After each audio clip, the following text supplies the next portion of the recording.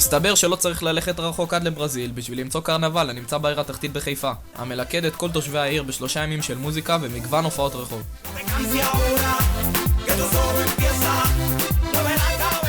משתדל שבעיניים אף אחד לא צריך.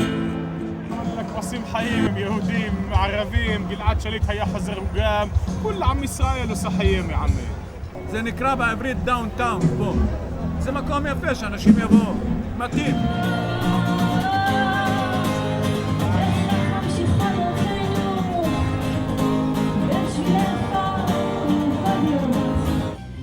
בפסטיבל זוכים לראות אנשים שלא רואים ביום יום, אשר התאספו יחד סביב האמנים והיוו חלק בלתי נפרד ממנו ותרמו להצלחת הפסטיבל.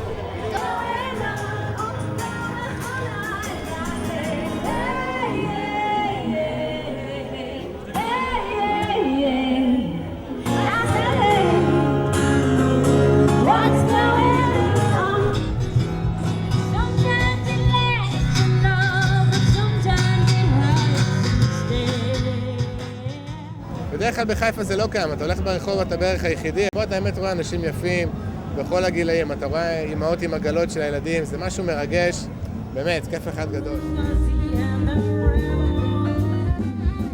אין ספק שהפסטיבל בשנתו הראשונה הכניס קצת פלפל לעיר חיפה הרדומה, והוכיח שלא רק בתל אביב התושבים יכולים לענות, וברור שהחיפאים היו רוצים פסטיבל כזה כל שנה.